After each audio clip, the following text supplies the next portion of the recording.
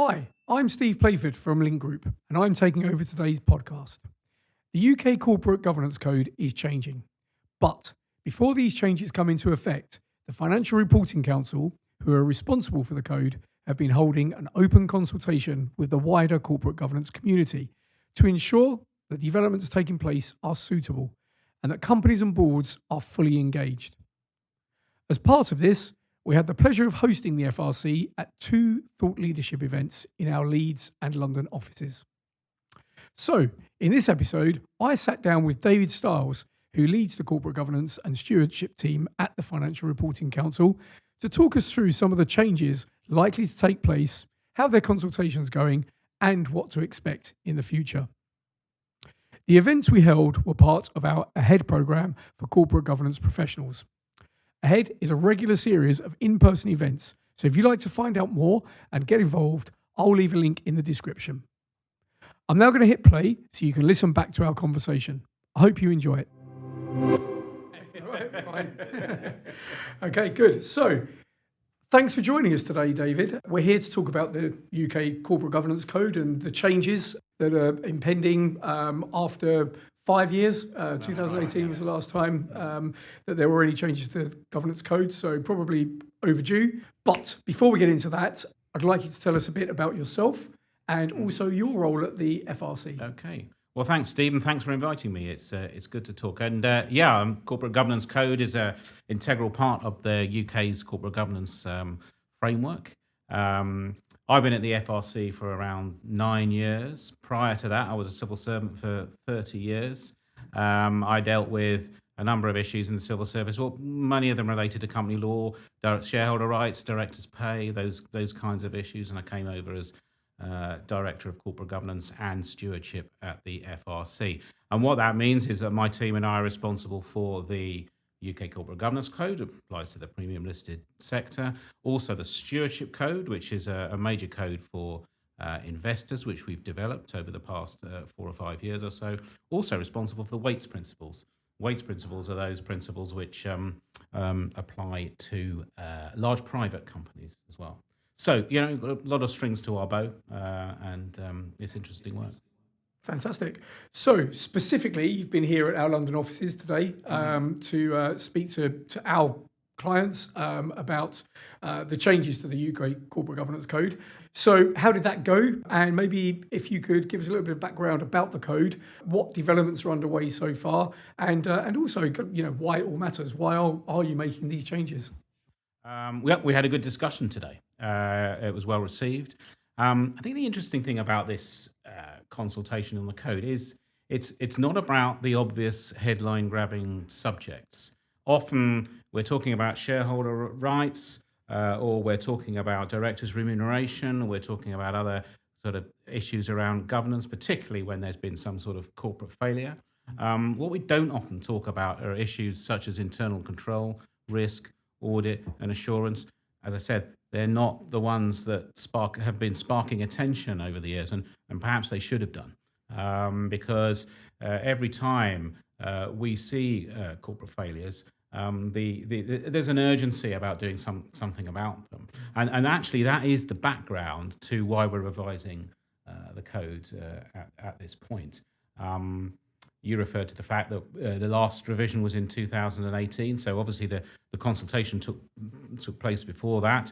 By the time we actually implement the code, 1st of Jan 2025, it will have been more than 5-6 years since the last code. And I think that's good, because there was a tendency for the code to be reviewed every 2 years, and everyone's paying catch up, including us. And now we'd had time for the current code to bed down, and I think companies have, generally speaking, responded very well to the current code. Reporting's improving, and that's really good. And as I said, it's not. Some people are badging it as a major review. I don't think it's a major review. That happened last time. We really completely restructured the code last time. This review is about Section 4 of the code, which is what we've been talking about as audit, risk, in internal controls. That's where those are the key issues that we're focusing on. Okay, fantastic. And today was kind of one of many engagements that you guys are doing at the FRC to really get out and get some feedback from people that are actually going to have to work with the code going forward. So lots of company secretaries. One of the things that's come out of the sessions that we've run with you in Leeds and London is this whole idea that is this going to be a sort of SOX plus or another way of kind of introducing Sarbanes-Oxley into the UK? What would be your answer to that? Yeah, I don't think so. I think comparisons with I'm not able to ban the comparisons with Sarbanes-Oxley. It's a bit like comparing apples and pears, really. It's if you look at the totality of a SOX filing in the US, that's a big piece of work. The thing that we're focusing on here is internal controls, and we're doing this in our typically British way, which is to think about this flexibly. So we're not asking for forms to fill in and boxes to tick. We're looking at this from a code approach. We're looking about companies thinking about their own particular situations and reporting flexibly about their internal controls.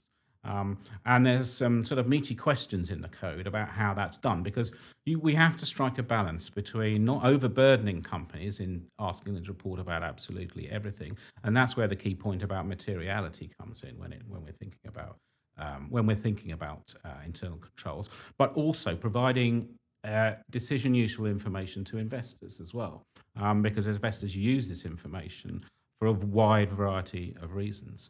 So I don't think the comparison with Sarbanes-Oxley is I don't think it's relevant or particularly helpful, and we need to think about this from a UK perspective and how we get improved reporting on internal controls using the code.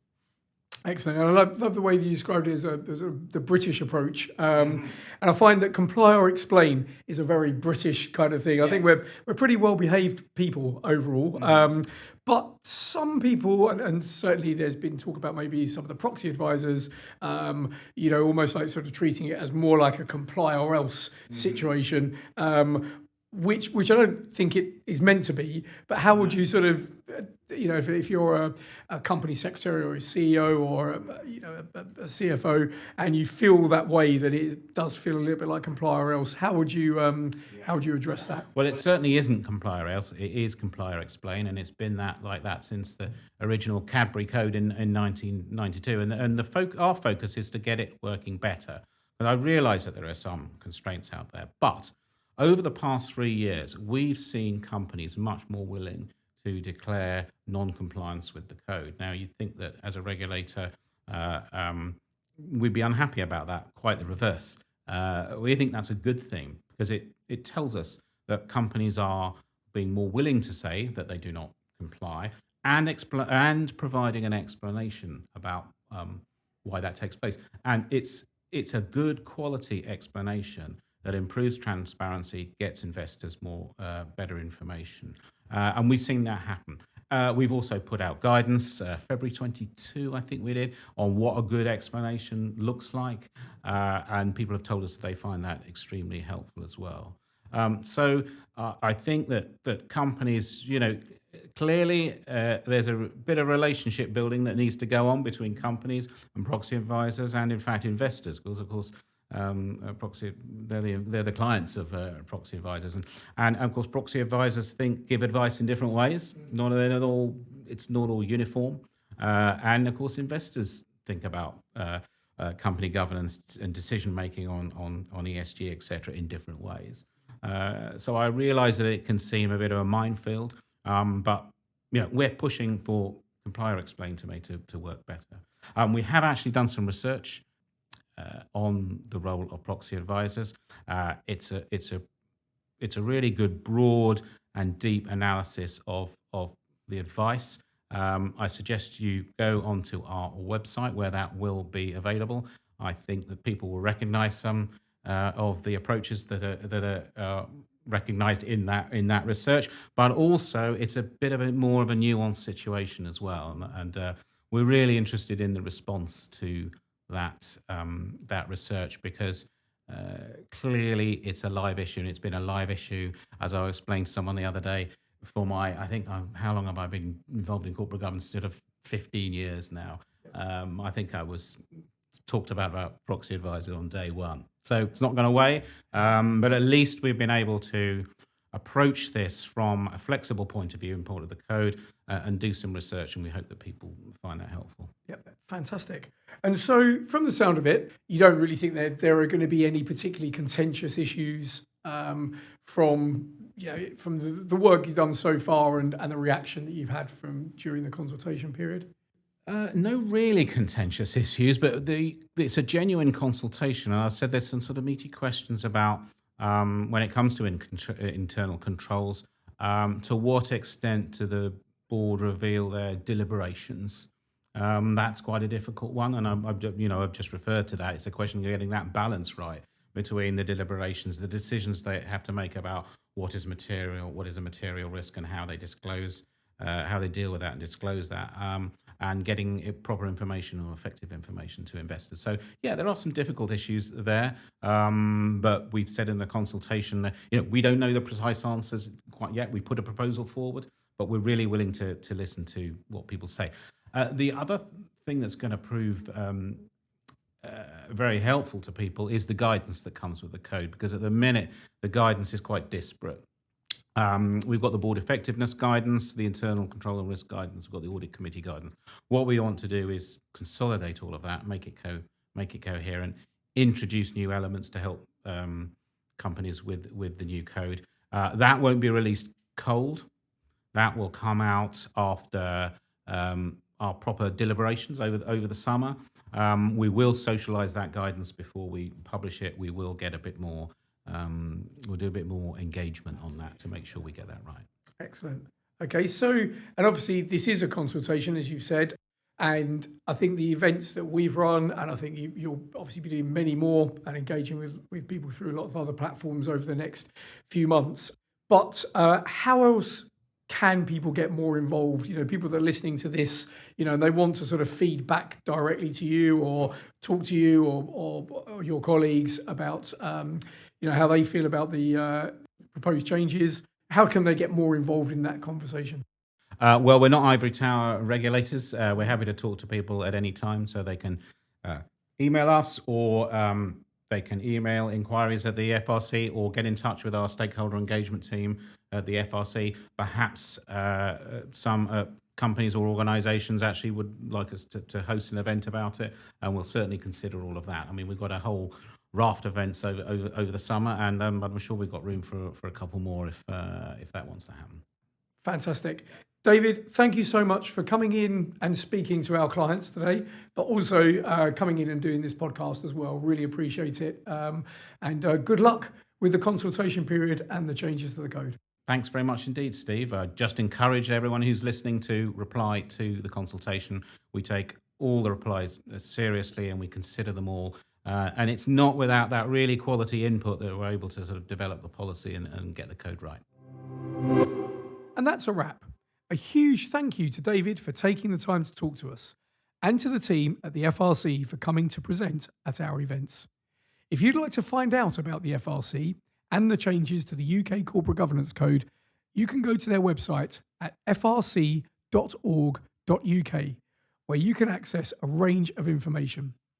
The site also has links to their social media channels, so make sure that you give them a follow too.